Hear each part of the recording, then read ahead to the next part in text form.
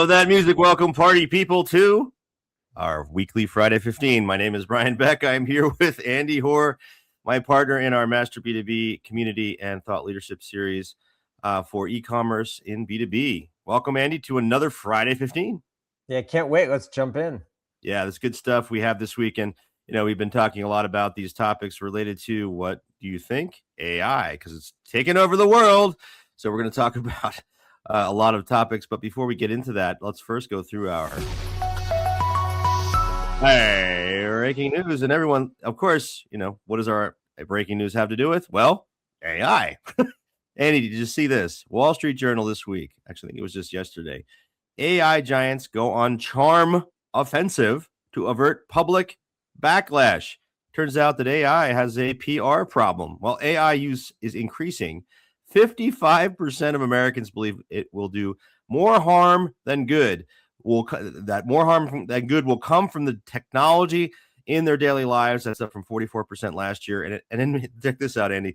An NBC News poll found that AI had a net favorability rating below that of the U.S. Immigration and Customs Enforcement Agency, ICE, and they certainly have a public relations issue. So, with this, what is your reaction to this, Mr. Hoare? Does AI have a problem? Yes, it does. And it's a combination of things, but they are smart in that they know they have to get ahead of this. That said, I'm not sure it's going to be successful because some of these numbers are staggering. You read a couple of them. Here are a few more. Yep. 70% of Americans think AI will lead to fewer jobs. And only 5% think AI's development is being led by people and organizations that represent their interests. Wow. So Meta is building a data center in Louisiana that's nearly the size of Manhattan. It uses electricity equivalent to 1.6 million homes. I know about this because none other than Bernie Sanders read an editorial in the Wall Street Journal the other day, and here was the headline. AI is a threat to everything the American people hold dear. Wow. It kills jobs, equality, connection, democracy, and maybe the human race. Congress must act. So I think he staked out a pretty clear position on this one. So? And these soon-to-be trillionaires can read this, right? So, I mean, Elon Musk will be a trillionaire by the end of the year because SpaceX is going to go public, and the numbers are pretty clear on this. Yep. Then you got Sam Altman. Jared, our producer, told us a story about how Sam Altman was fired. Remember that a couple of years ago, and how he came back. He's an interesting figure, and he's interesting in a loose way. But this is what people don't trust, is that there are these people who are maybe on the spectrum who are worth trillions of dollars, who are now controlling their lives and probably leading to the end of their careers. This is going to cause enormous upheaval in society, I think.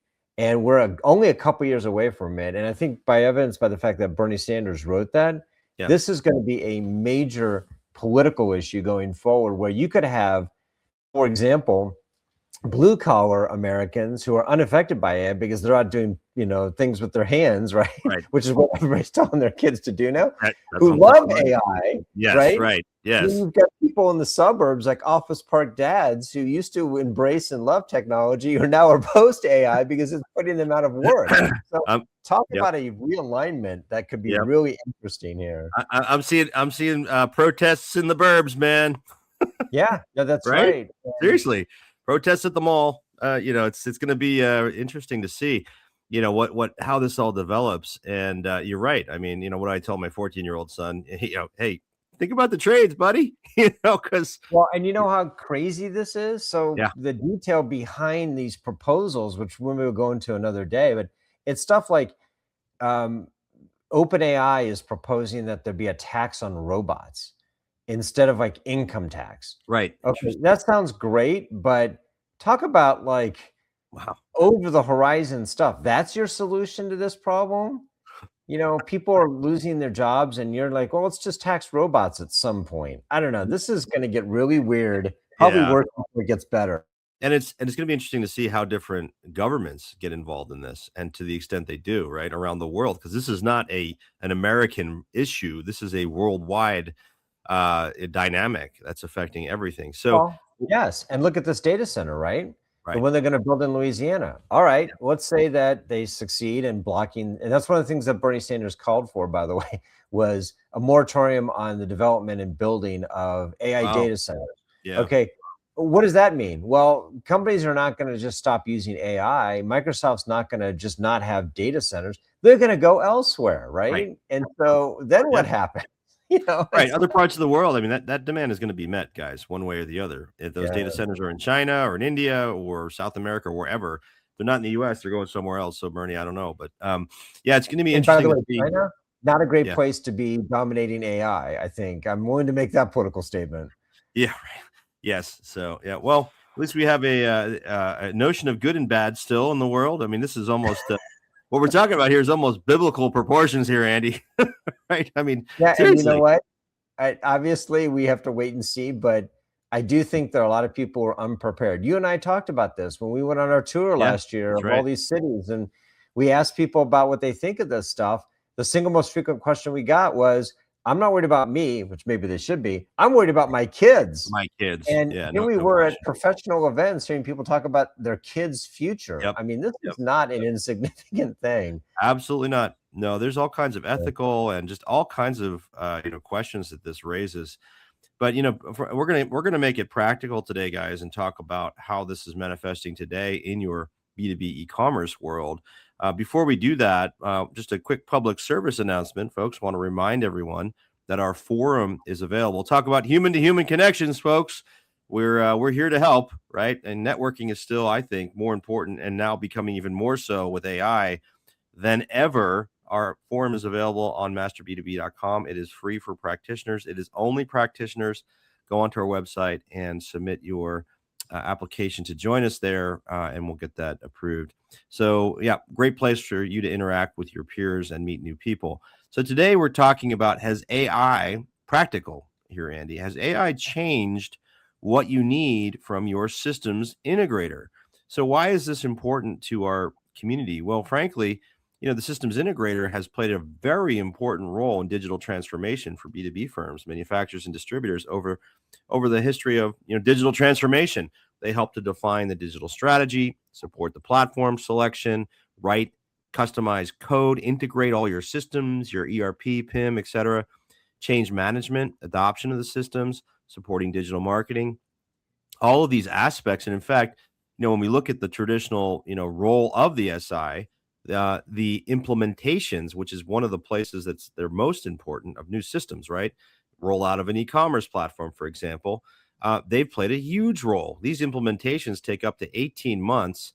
SIs drive the majority of the effort. They often, the SI consumes about half of the spend in these platform rollouts. And in fact, the writing of code and integration of software systems is the largest component of revenue, according to Gartner, almost 46% for SIs. So, not only does this change have implications for their business model, but it also has a lot of implications for how you as a B2B e-commerce practitioner think about their role, because AI seems to be changing a lot of this. If you look at some of the statistics. If I could, I would add one thing to that often gets lost about SIs. Yeah. Is not only does SIs do all those things, that's really on the technical side, but the good SIs are actually, they come to companies saying, we need to up your customer experience.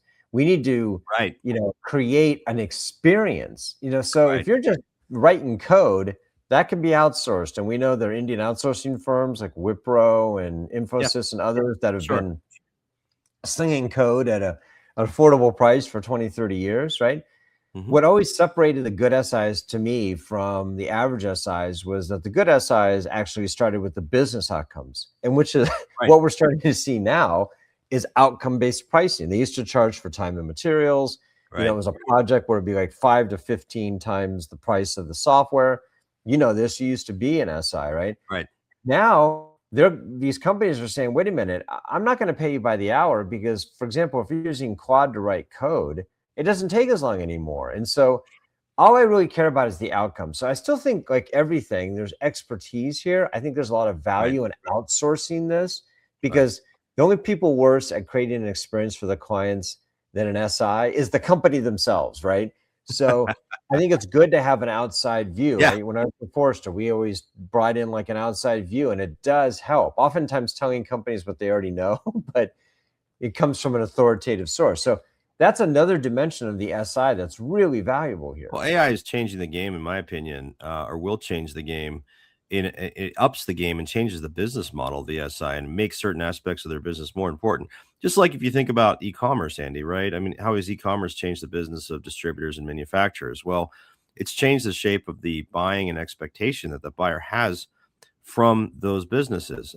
They expect a digital experience. Well, this is going to, in my opinion, emphasize other aspects of the SI services and make them more important.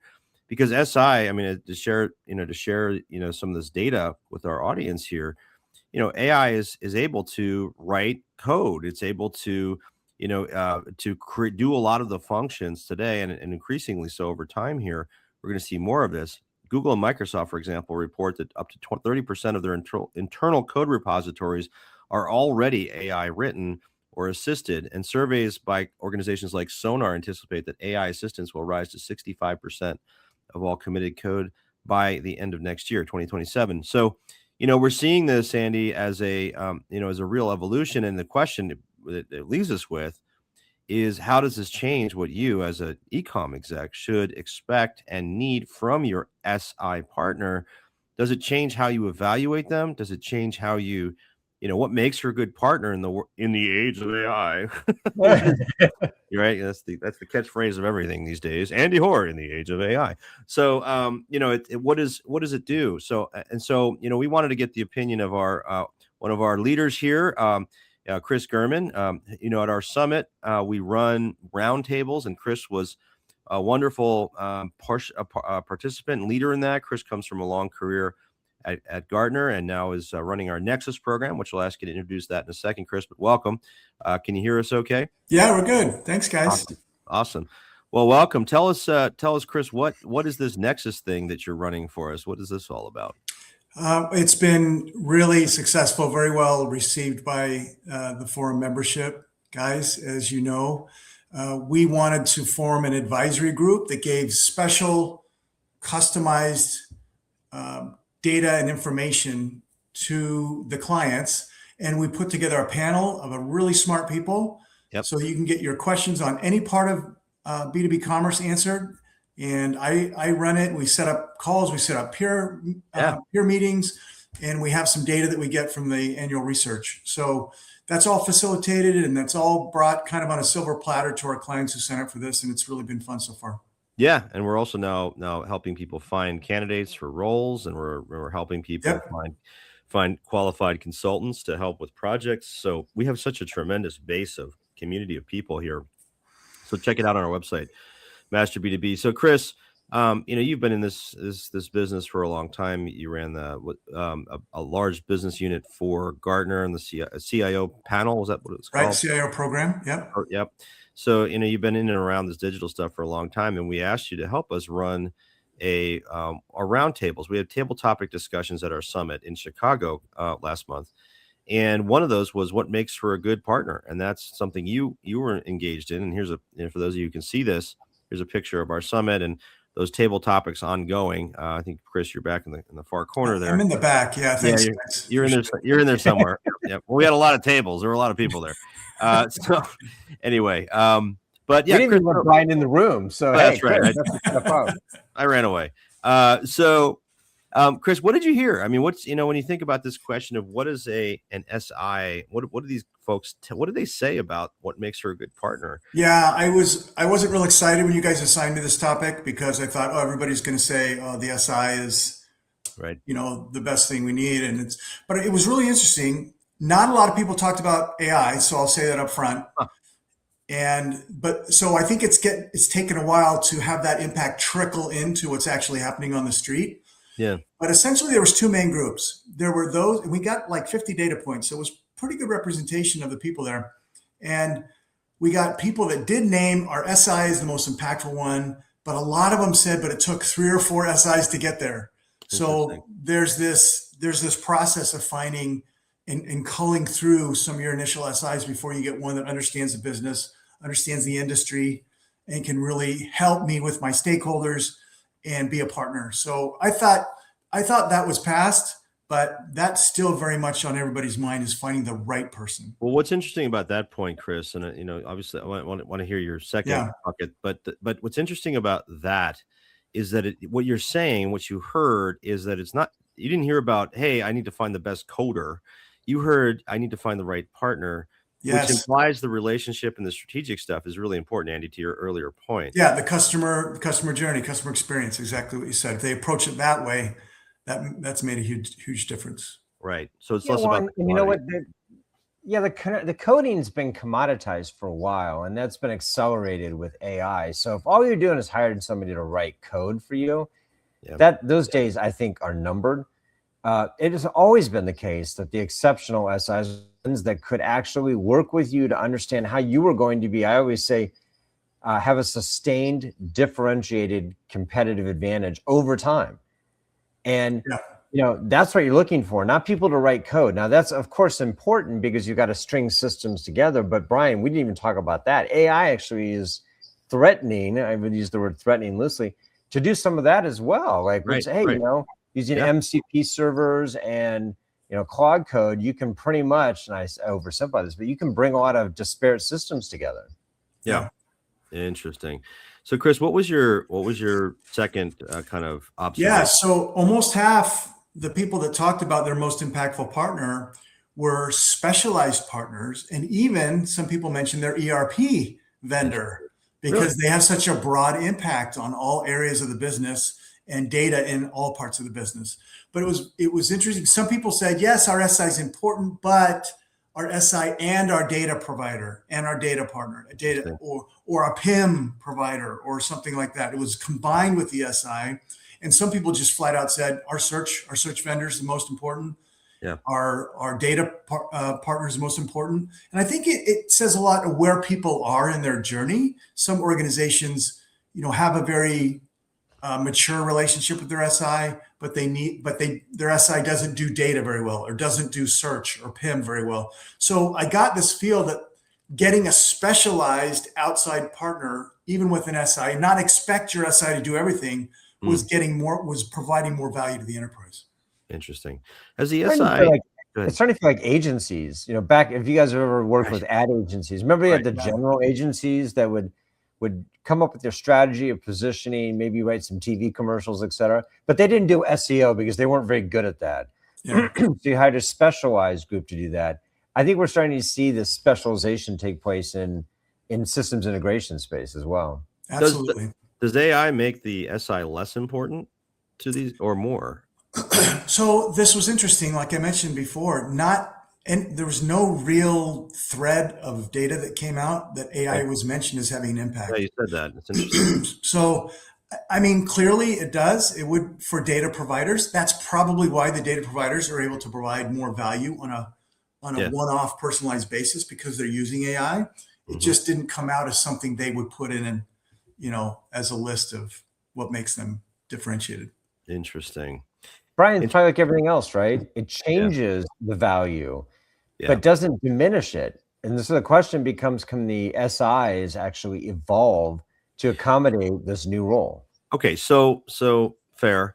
So if you put yourselves in the seats, guys, of a VP of e-commerce at a big distributor, for example, or manufacturer, either one. What am I looking for now in an SI? Am I looking for AI competency? Am I looking for them to be transparent about, hey, we use AI to write code. It's going to reduce some of your costs. We're going to help you, think through how to use AI. We're going to use it for you. I mean, there's a lot of uncertainty in our community. I think it's just in general about what AI can even do, what it's actually competent at today. What are you guys' thoughts on that? So if I had a bag of money, I would get multiple providers. And I know that's more difficult to do because you want one stop, right? You want your provider to provide data, provide search, provide marketing, provide whatever. Yeah. But a lot of people aren't able to do that. A lot of providers just aren't able to be that broad, especially for a lot of mid-sized organizations and family-run businesses that we have in our network. So I would spend the money and I would get somebody that's really good on the platform.